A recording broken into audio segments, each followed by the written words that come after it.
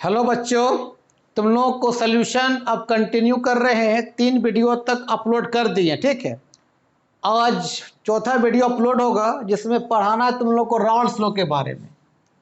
Raoult's law के बारे में रे भाई, राउल्स लॉ। तो राउल्स लॉ जानने से पहले वोलेटाइल और नॉन वोलेटाइल के बारे जान लेना कि वोलेटाइल क्या होता है।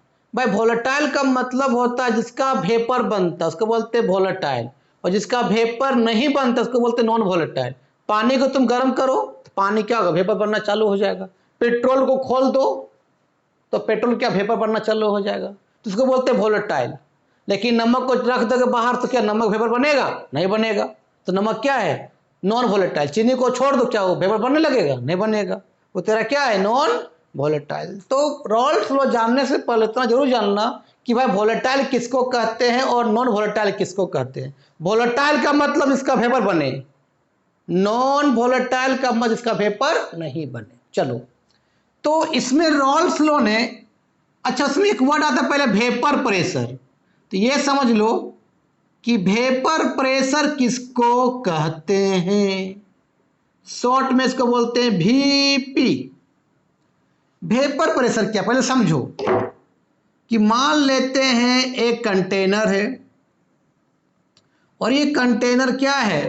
क्लोज है, और यहां हम लोग पानी रखे हुए हैं। अब पानी को नीचे से हम हीट कर रहे हैं। क्या कर रहे हैं? हीट कर रहे हैं। तो पानी क्या होगा? पानी ये वेपर बनेगा, वेपर ऊपर जाएगा, ये वेपर बन रहा है। पानी क्या बन रहा है? वेपर बन रहा है। वेपर शॉर्ट में वेपर लिख लो, VAPOUR। वेपर बन रहा है, लेकिन वेपर तो बाहर जाएगा नहीं। तो वेपर फिर क्या होगा? दोबारा से क्या बनेगा? लिक्विड बनेगा। क्या बन, दोबारा क्या बन रहा है? लिक्विड बन रहा है। तो अभी क्या हो रहा था? सबसे पहले लिक्विड बाबू क्या बन रहा था? वेपर बना। ध्यान देना भाई। फिर कुछ समय के बाद ये वेपर आपका लिक्विड में कन्वर्ट हो गया। एक समय ऐसा आएगा कि जितना लिक्विड वेपर बन रहा है, जितना लिक्विड वेपर बन रहा है, उतना वेपर फिर से क्या आ जाएगा? लिक्विड बन जाएगा। मतलब इक्विलिब्रियम आ जाएगा। उस समय जब इक्विलिब्रियम आ जाएगा, मतलब जितना लिक्विड वेपर बन रहा है उतना वेपर पानी बनेगा। जब इक्विलिब्रियम आ जाएगा उस समय जो ये वेपर जो प्रेशर एग्जर्ट करेगा, जो प्रेशर बनाएगा, उसी को हम बोलते हैं रे भाई वेपर प्रेशर। आई थिंक तुम लोग को समझ में आ गया होगा कि वेपर प्रेशर किसको कहते हैं। तो क्या बताएं कि भाई अगर जितना लिक्विड वेपर बन रहा है तो वेपर तो बाहर जाएगा नहीं, क्यों? कंटेनर क्लोज है। और फिर एक समय क्या आएगा कि जितना लिक्विड वेपर बन रहा है उतना वेपर क्या बनेगा? लिक्विड बनेगा। जब इक्विलिब्रियम स्टेबलाइज हो जाएगा उस समय वेपर जो प्रेशर एग्जर्ट करेगा तो उसी को बोलते हैं वेपर प्रेशर। तुम लोग को समझ में आ गया? ठीक है, इसको लिख लो। अब इसमें हम बात करते हैं राउल्स लॉ का। 2 स्टेटमेंट दिया था। पहला स्टेटमेंट दिया था भाई उसने, नंबर 1 स्टेटमेंट दिया था वेपर प्रेशर, शॉर्ट में VP का मतलब vapour pressure of liquid in solution. दोनों लिक्विड रहेगा भाई। आज एक लिक्विड उसमें क्या रहेगा भाई? सॉल्वेंट रहेगा, और एक लिक्विड क्या रहेगा भाई? एक लिक्विड आपका क्या रहेगा? सोल्यूट रहेगा।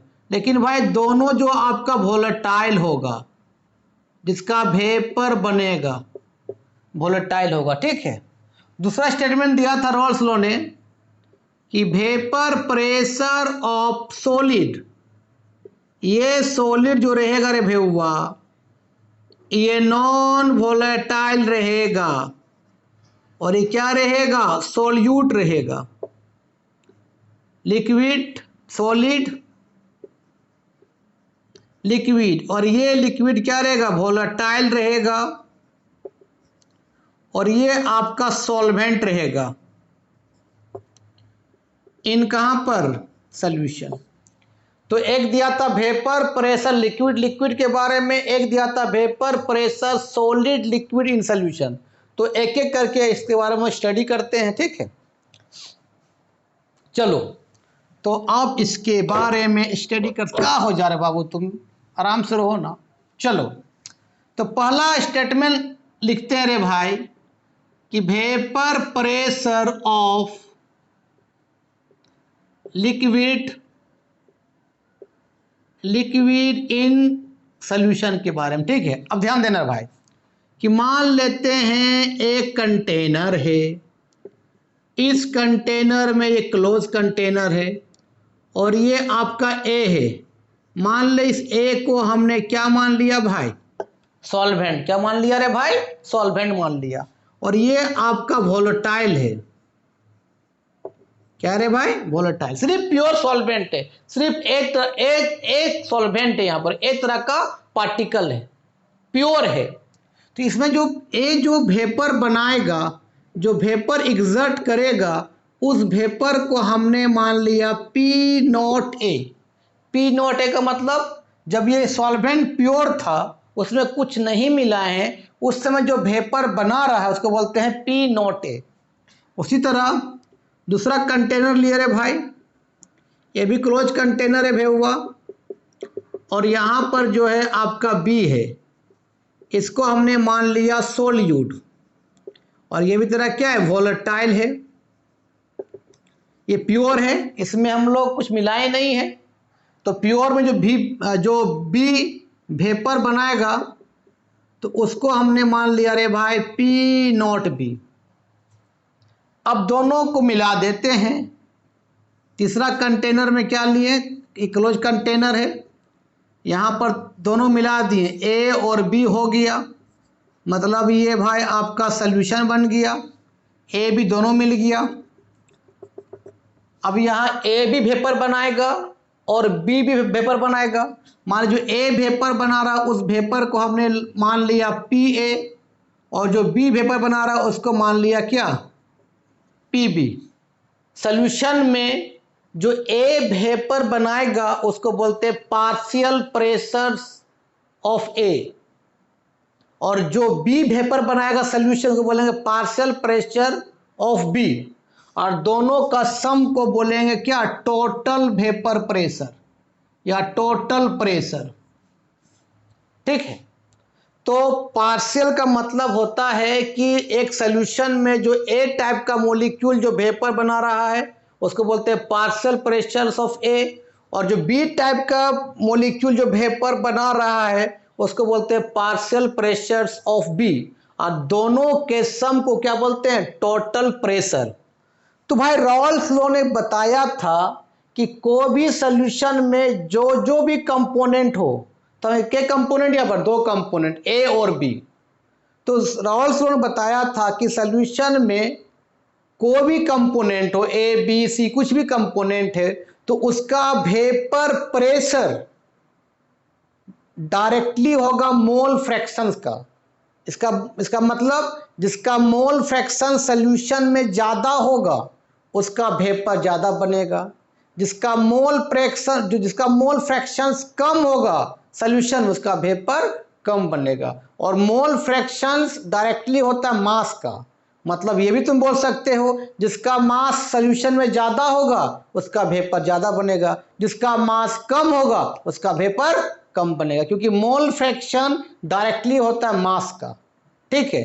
तो रॉल्स ने क्या बताया था कि कोई भी सॉल्यूशन है उसमें जो कंपोनेंट है उस कंपोनेंट का वेपर प्रेशर डिपेंड करेगा उसका मोल फ्रैक्शंस के। तो इसको लिखो, पहले इसको स्क्रीनशॉट कर, उसके बाद इसका लैंग्वेज लिखा देते हैं।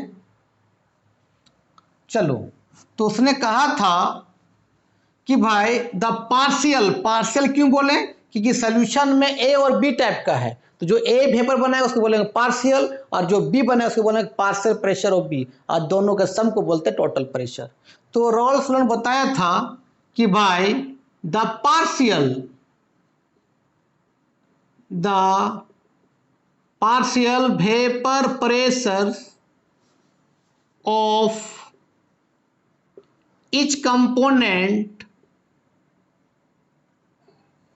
each component in a solution is directly proportional to its mole fractions.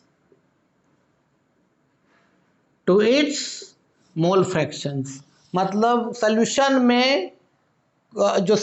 में जो ए और बी कंपोनेंट है उसका वेपर प्रेशर डायरेक्टली होगा मोल फ्रैक्शंस का। जिसका मोल फ्रैक्शन ज़्यादा होगा उसका वेपर ज़्यादा होगा, जिसका मोल फ्रैक्शंस कम होगा उसका वेपर कम होगा। और याद रखना भाई कि मोल फ्रैक्शंस जो होगा, मोल फ्रैक्शन ऑलवेज डायरेक्टली किसका होता है?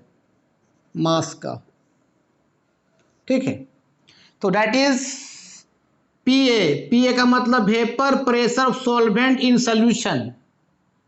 पीए का वेपर डायरेक्टली किसका होगा? ए का मोल फ्रैक्शंस का, एक्स ए, या इसको बोलते हैं काय ए बोलते हैं। एक्स मोल फ्रैक्शन को हम लोग काय से रिप्रेजेंट करते हैं, CHI काय, उसको एक्स बोल देने से कोई दिक्कत नहीं है।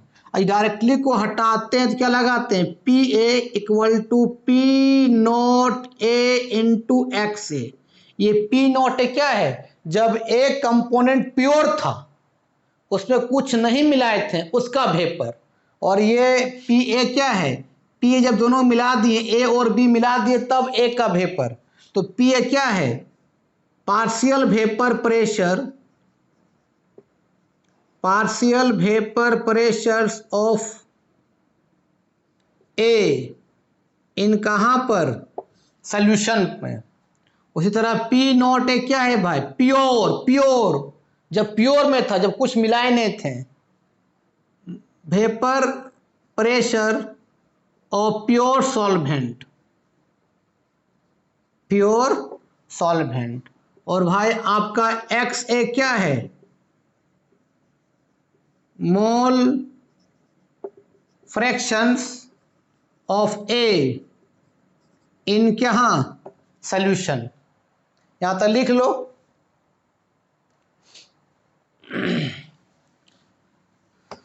सिमिलरली बी का भी वेपर डिपेंड करेगा मोल फ्रैक्शंस ऑफ बी पर। सिमिलरली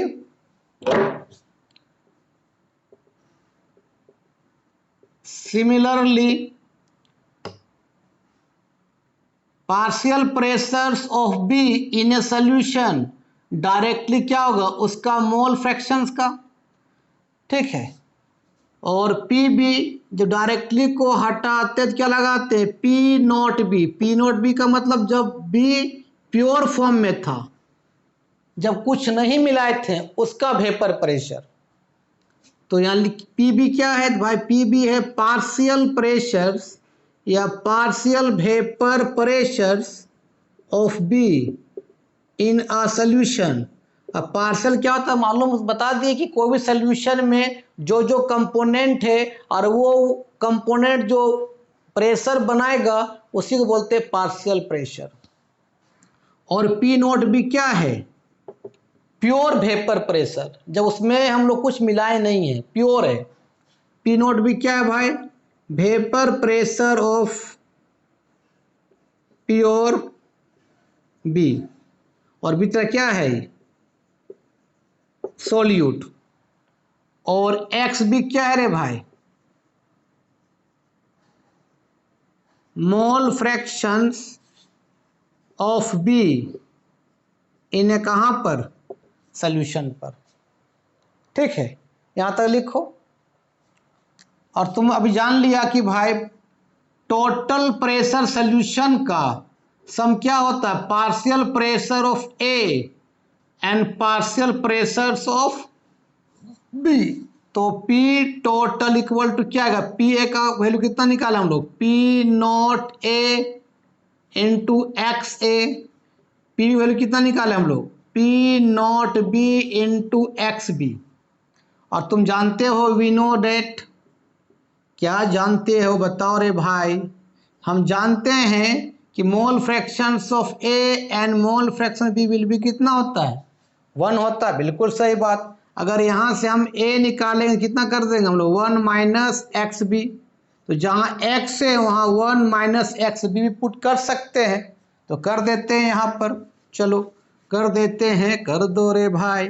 कि तुम क्या लिखा P टोटल इक्वल टू क्या लिखा P not a x A plus P naught B क्या एक्स बी लिखा।